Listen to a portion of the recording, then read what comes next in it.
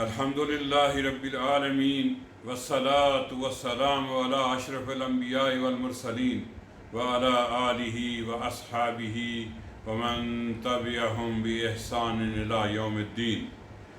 اما بعد، قال اللہ تعالی اعوذ باللہ من الشیطان الرجیم قل بفضل اللہ وبرحمتہ فبذلک فلیفرحوا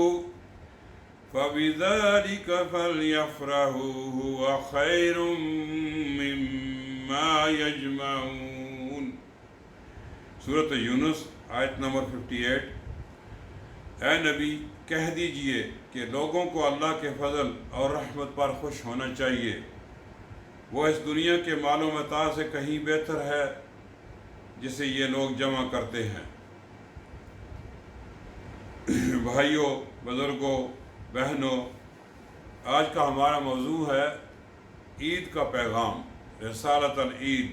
کیونکہ ایک دو دن کے بعد، کل یا پرسوں، کل کے بعد ایک دو دن میں عید آ رہی ہے، اس لیے ہمارا موضوع ہے عید کے اوپر کچھ گفتگو کرنے کا. معزز بھائیوں، اللہ تعالیٰ کا ہم پر بہت بڑا احسان ہے جس نے اپنے فضل و کرم سے رمضان کا فضائل و برکات بھرا مہینہ پانے اور اس کے روزے رکھنے اور تراویح قیام جیسی باتیں کرنے کی توفیق دی. لیکن صرف نیکی کر لینا ہی مقصد نہیں، بلکہ نیکی کرنے سے کہیں زیادہ اللہ کے ہاں اسے قبول کروانا ہے اور اس کی حفاظت کرنا ہے. اس لیے سلف صالحین اس قدر نیکی کرنے محنت و کوشش نہ ہوتی تھی جس قدر اس نیکی کو اللہ کے ہاں قبول کروانے کی کوشش ہوتی. لیکن بھائیوں، ہمیں کیسے معلوم ہو سکتا ہے کہ ہماری زندگی، ہماری نیکی اللہ کے ہاں قبول ہوئی ہے یا نہیں؟ اگرچہ اس چیز کا علم اللہ تعالیٰ کو ہے، لیکن اللہ رب العزت نے نیک عمل قبول کرنے کے لیے اخلاص اور سنت کے مطابق جیسی کچھ شرطیں رکھی ہیں. اگر عمل ان شرطوں کے مطابق ہو تو امید کی جا سکتی ہے عمل قبول ہو چکا. لیکن اگر کسی عمل میں وہ بنیادی شرطیں ہی نہ ہوں تو اس بات کی ظاہری دلیل ہے کہ عمل بیکار اور ضائع ہو گیا. اور پھر کسی نیک عمل کے قبول ہونے کی دلیل بھی یہی ہے کہ اس نیکی کرنے والے کی حالت پہلے سے بہتر ہو جائے، اس میں مزید نیکی اطاعت کا جذبہ پیدا ہو جائے. لیکن اگر نیکی کے بعد پھر آدمی اپنی سابقہ روش پر لوٹ آئے تو یہ بھی اس کے عمل کے مردود اور ناقابل قبول ہونے کی کھلی دلیل ہے. کیونکہ اللہ تعالیٰ فرماتے ہیں انما یتقبل اللہ من المتقین. سورۃ المائدہ کی آیت نمبر 27 میں اللہ تو صرف نیک لوگوں سے ہی قبول کرتا ہے. اللہ تو صرف نیک لوگوں سے ہی قبول کرتا ہے. لہذا اگر نیک اعمال کرنے کے باوجود بھی نیکی تقویٰ پیدا نہیں ہوئی تو سمجھ لینا چاہیے کہ ان اعمال کی حیثیت محنت، تھکاوٹ اور رسم و روٹین سے بڑھ کر کچھ بھی نہیں، جو دنیا و آخرت میں کسی کام آنے والی نہیں. اسی بات کی طرف توجہ دلاتے ہوئے رسول اللہ صلی اللہ علیہ وسلم نے فرمایا، روزے داروں میں سے کئی ایسے بھی ہیں کہ جنہیں اپنے روزوں سے بھوک پیاس کے سوا کچھ حاصل نہیں ہوتا. نسائی صحیح. اور پھر اس بات کا یقین کر لیں کہ اگر نیکیوں عبادتوں کا آپ کی دنیاوی زندگی میں کوئی اثر نہیں تو یہ نیکیاں قیامت کے روز بھی کسی کام آنے والی نہیں. کیونکہ عبادتوں کا بنیادی مقصد ہی ایمان تقویٰ پر تربیت ہے. جو ایمان تقویٰ آخرت میں کامیابی کے لیے ضروری ہے. معزز بھائیوں، ہر قوم اور دین کی مختلف عیدیں ہوتی ہیں. चुनाचे काफिर कौमों में चंद मखसूस दीनी दुनियावी ईदें और त्यौहार मनाती हैं, जैसे इन काफिरों के यहाँ क्रिसमस, न्यू ईयर, बर्थडे और यौम आज़ादी जैसी ईदें हैं। इसी तरह बिदती लोगों की भी ईद मिलाद नबी जैसी ईदें हैं, और इनके मुकाबले में अल्लाह ताला ने मुसलमानों को भी 2 ईदें दी हैं, जिसमें एक ईद अल फितर है जो रमज़ान मुबारक ख़त्म होने के बाद मनाने का हुक्म दिया जाता है, और दूसरी ईद अल अज़हा है जो हज जैसी अजीम इबादत के बाद आती है। सैयदना अनस बिन मालिक रज़ी अल्लाह अन्हु फरमाते हैं, रसूलुल्लाह सल्लल्लाहु अलैहि वसल्लम मदीना तशरीफ़ लाए तो मदीना के लोगों ने 2 दिन खेल कूद के लिए मुकर्रर कर रखे थे। आप सल्लल्लाहु अलैहि वसल्लम ने पूछा, ये 2 दिन क्या हैं? तो इन्होंने जवाब दिया कि हम जahलियत में इन दिनों में खेल कूद किया करते थे। रसूलुल्लाह सल्लल्लाहु अलैहि वसल्लम ने फरमाया, अल्लाह ताला ने तुम्हें इसकी बजाय ये 2 ईदें अता की हैं, ईद अल अज़हा और ईद अल फितर। अबू निसाई सही। इस हदीस से मालूम हुआ कि इस्लाम में इन 2 ईदों के अलावा कोई तीसरी ईद नहीं। अगर तीसरी ईद इस्लाम के नाम से मनाई जाए तो वो बिदअत व गुमराही है।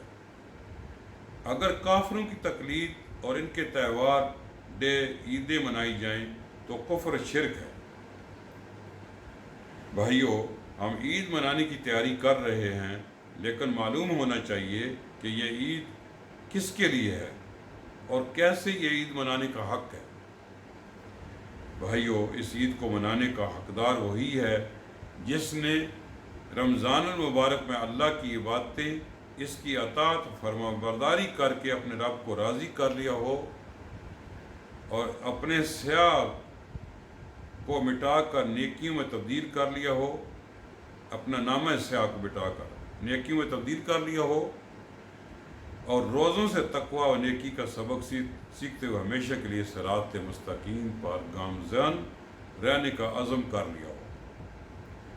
हज़रत अली रज़ी अल्लाह अन्हु फरमाते हैं, काश कि हमें इल्म हो कि किसके रोज़े कबूल हो गए, ताकि इससे जाकर मुबारकबाद दें, और किसके रोज़े मरदूद और नामकबूल हुए हैं और इससे जाकर तज़ियत करें, इससे अफसोस करें। लिहाजा भाइयों, ईद सिर्फ नए कपड़े पहनकर या सिर्फ ज़ाहिरी खूबसूरती का एहतमाम करने से नहीं, जब तक दिल व दिमाग को अल्लाह की अतात और अच्छे अखलाक से मज़ीन ना कर लिया जाए। और फिर ईद मनाने का हकदार वो शख्स है जिसकी सोच व फिक्र और मेहनत कोशिश इस्लाम की सरबुलंदी और अल्लाह का दीन गालब करने में हो, जो जालिम को काट कर इसके पंजे में दबी मजलूम व बेकस इंसानियत का निजात दहिंदा बन जाए। भाइयों, आज हम ईद की खुशियाँ मनाते हुए ज़रा अपने इन भाइयों की हालत पर गौर करें जिनके खून इस दीन की वजह से बहा दिए गए, जिन मुसलमान बहनों की असमतें तार तार कर दी गईं, जिन माओं के जिगर गोशों को इनकी आंखों के सामने खून से नहला दिया गया, जिन बूढ़े बापों के जवान सहारे मौत की नींद सुला दिए गए, जिन बीवियों के सुहाग छीन लिए गए। वो मासूम बच्चे अपने दोस्तों को नए कपड़े में ईद की खुशियाँ मनाते देखते तो कहते कि काश हमारे वालिद होते और हम भी इनकी तरह खुशियाँ मनाते। अपने बीवी बच्चों के तोहफे तवाइफ की फ़िक्र करने वालों, कभी सोचा कि इन बेवा औरतों और मासूम बच्चों का ज़िम्मेदार कौन है,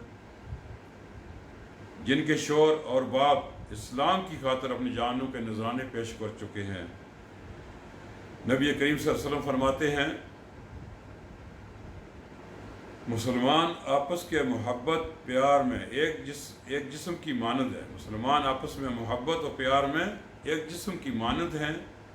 जिस तरह जिस्म के किसी हिस्से में तकलीफ़ हो तो सारा जिस्म बेचैन हो जाता है। مسلم کی حدیث ہے یہ۔ اسی طرح ایک مسلمان پر بھی کوئی تکلیف و آفت آنے سے باقی مسلمانوں کو فکر مند ہونا چاہیے۔ اسی ہمدردی اور غم گساری کے لیے رمضان کے آخر میں ہر چھوٹے بڑے مسلمان پر صدقہ فطر کو فرض قرار دیا گیا ہے، تاکہ فقیر، محتاج اور بے سہارا مسلمان بھائیوں کو بھی عید کی خوشیوں میں شامل کیا جائے۔ جو صدقہ عید کی نماز سے پہلے ادا کرنا ضروری ہے، رسول اللہ صلی اللہ علیہ وسلم نے اس کی مقدار 1 سا یعنی 2.5 کلو خوراک مقرر کی ہے۔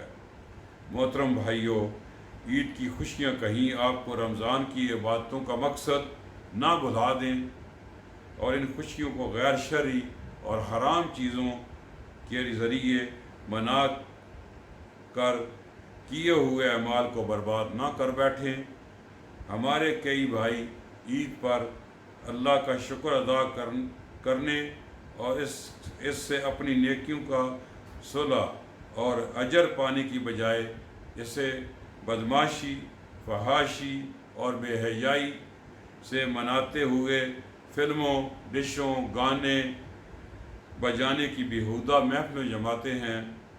ہمارے ان بھائیوں کو معلوم ہونا چاہیے کہ روزے برباد کرنے کا شاید اس سے کوئی بہتر طریقہ نہ ہو۔ اللہ تعالی ہمیں نیک عمل کرنے اور اس پر قائم و دائم رہنے کی توفیق عطا فرمائے۔ آمین۔ وصلی اللہ وسلم علی نبینا محمد۔